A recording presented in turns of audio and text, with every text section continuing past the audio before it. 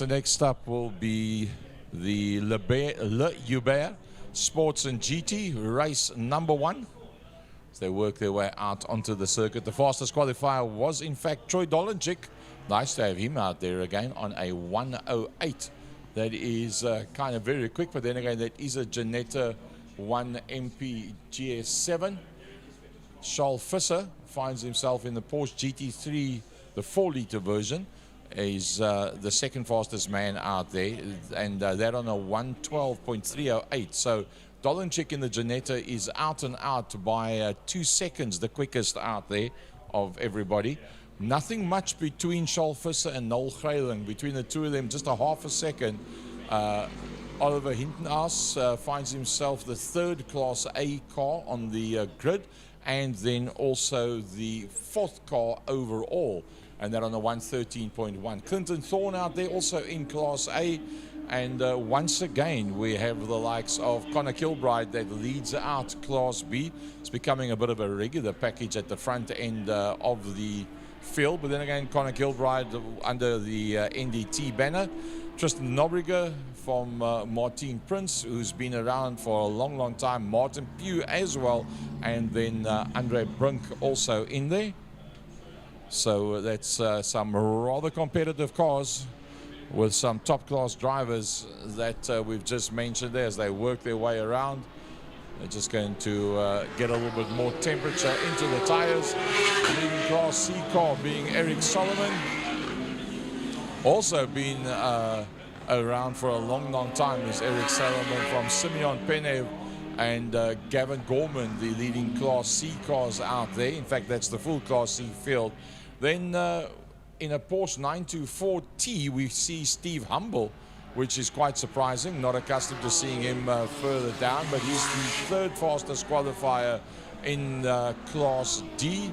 And that behind Brett Swanefelder and Ray Farnham as they work their way around, just inducing a bit of temperature into the working parts of these very competitive Le Joubert sports and GT cars.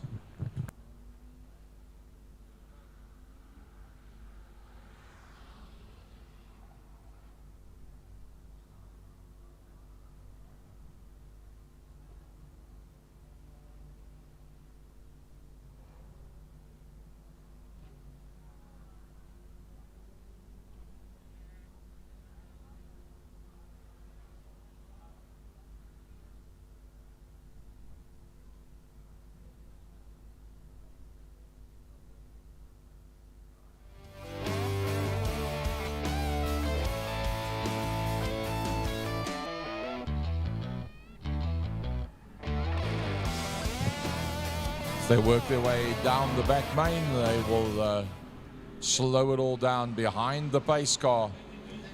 Gary Kieswetter and Troy Dolenchik will be on the front row of the grid. 2 Janettas that leads them out.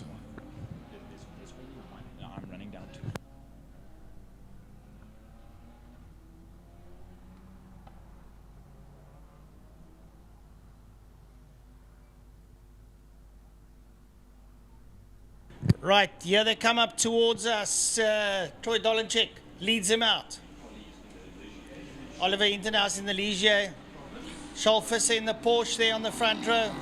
Just fresh from Mazzano, he needs to lead after testing for GDC Cup. Dolenchik down into turn 1. Charles Visser's there in P2. Oh, and he goes a bit wide.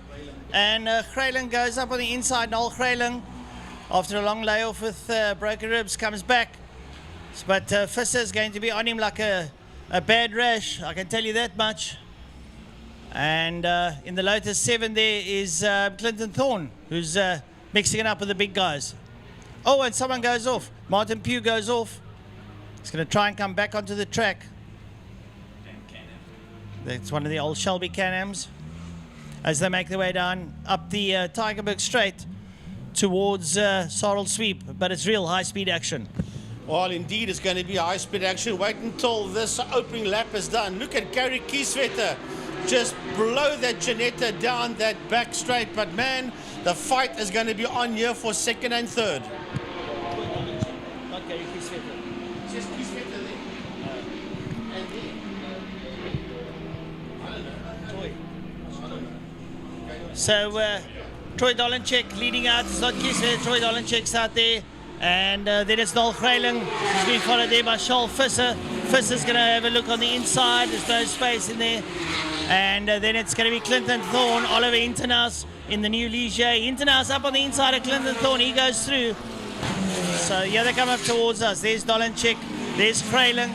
And there comes Charles Visser up on the inside. And Visser, looking to try and take it. But Greyling closes the door in front of him. He's in a GT3 Cup car.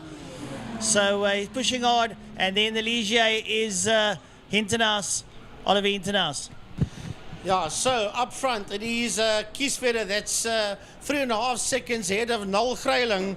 That is in that second position as we watch them make their way out of turn number 4, out of Saddle Sweep. Down the back main they go. That Janetta, the Kalani straight of Gary Kieswetter is blowing them all away, but the fight is on you for second and third between Noel Greyling and Charles Visser. They are absolutely side by side, and Greyling stays ahead of Visser, working his way out of Pertamina Fostron. Then we've got, is that Ollie Hinternaus that's in there? Yes, it is Oliver Hinternaus. And then behind Hinternaus is Clinton Thorne as we watch them head into Holzhoek. Well, there's a titanic dice between Charles Visser and Noel Greyling. I can tell you what. But Visser now he gets ahead, and I can tell you something, when Visser gets ahead, he will lay down the hard laps and make life very difficult for Noel Greyling. But right up behind him, the Oliver Internas and the new Ligier. We now Ollie had the BMW, now he's got the Ligier. Behind them, Clinton Thorne. And behind Thorne is Connor Kilbride. And then up behind Kilbride, we've got Brink and Denobriger. Yeah, and then behind Brink and Denobriger, we've got Martin Prince. That rounds off the top 9. But let's go back to our front runners. There's a slow car going down the back straight. Oh, that was Martin Pugh that went off early on. He's very, very slow. He gets caught there by Gary Kieswetter, working his way all on his own out of Pertamina Fostron. And then Visser and Greyling. They should see them come into view pretty soon. There's contact. And that's Greyling. That was nudged there by Ollie Hinternaus. Here comes Charles Visser. Then it's Greyling. Then it's Hinternaus.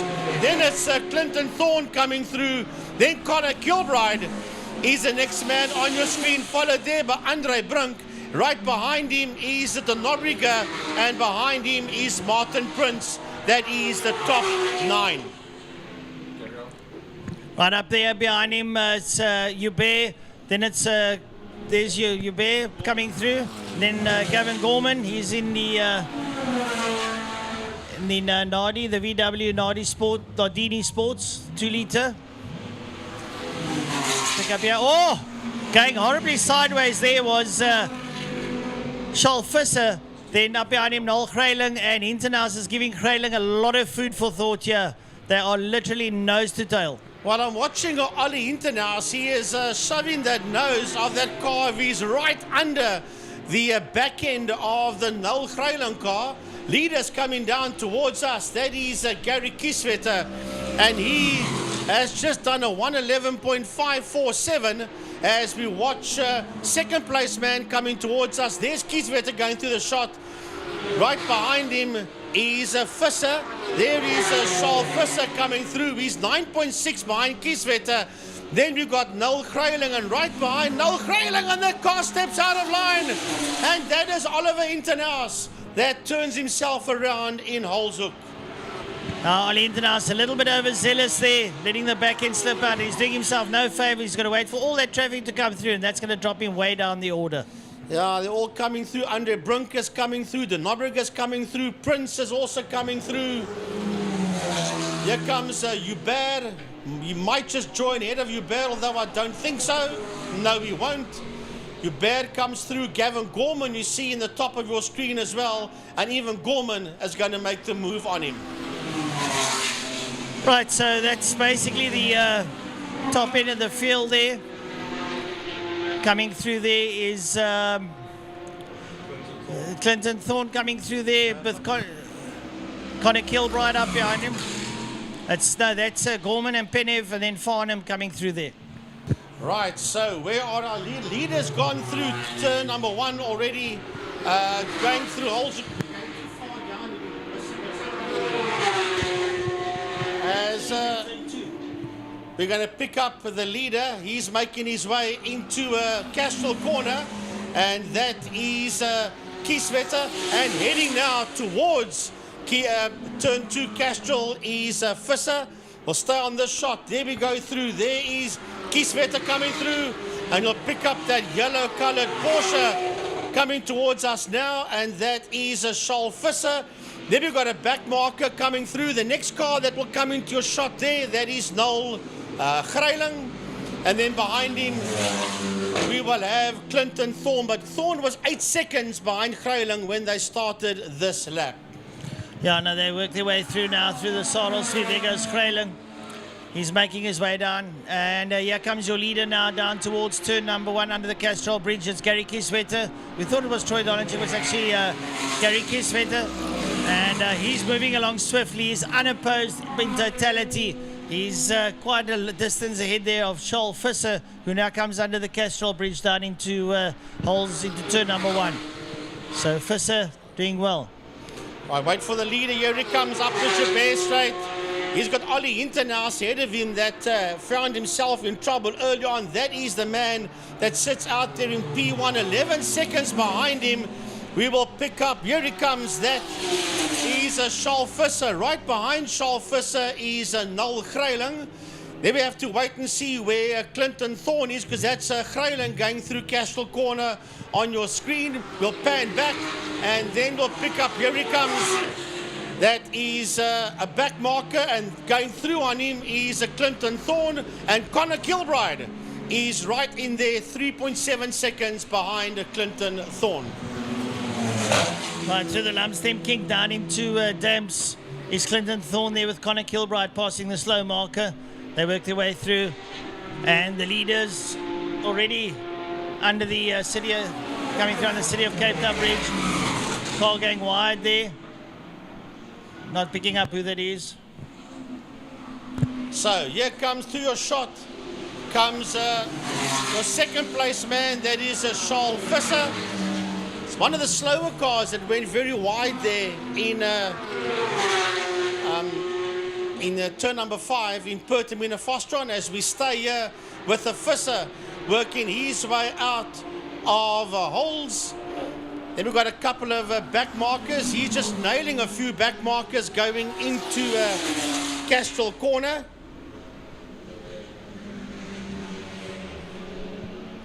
Here comes Noel Greiling. That is that's Connor Kilbride. No, that's not Connor Kilbride.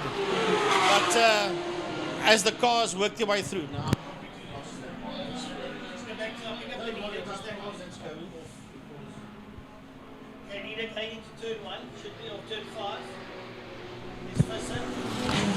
Right, here comes your leader towards us down the main straight. We'll pick him up now as he goes into turn number 1.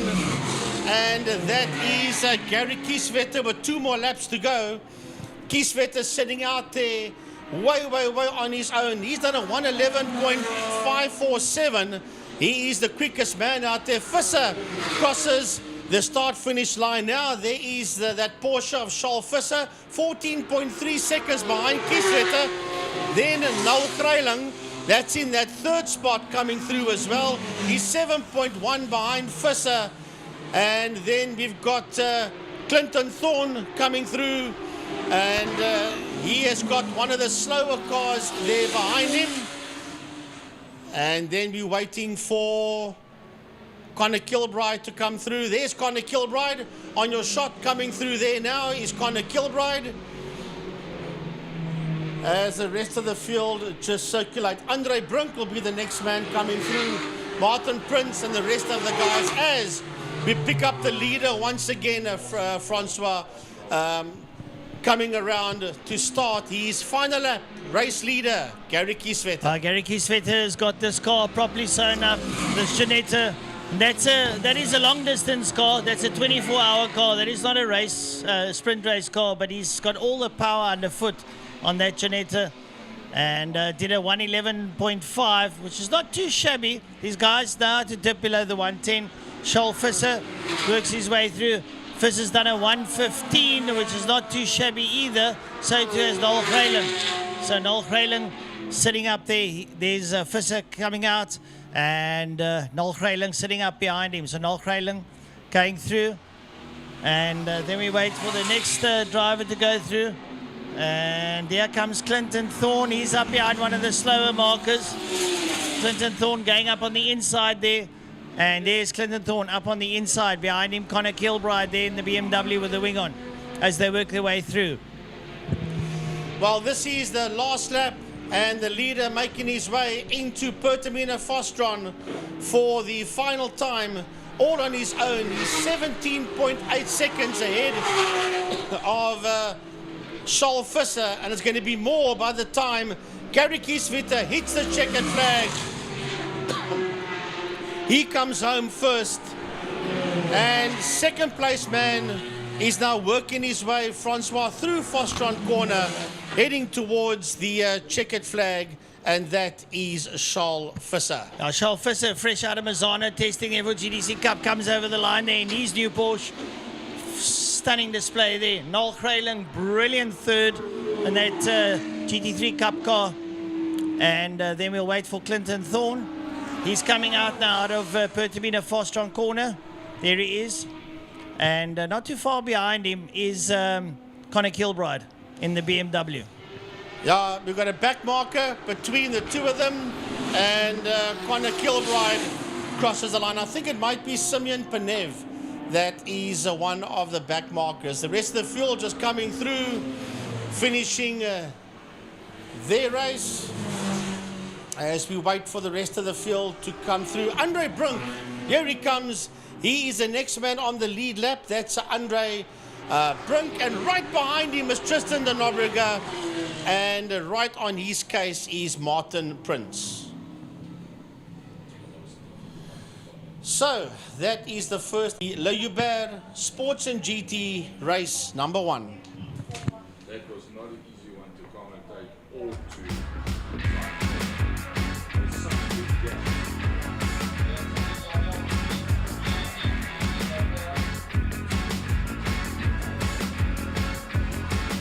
Well, there's a replay of Martin Pugh losing it right in the beginning at the exit of Castell Corner.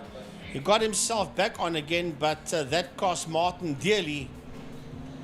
Have a look at a few of the other. That is Ollie Internaus that turned himself around in turn 1 in Holshoek. Got back into it again.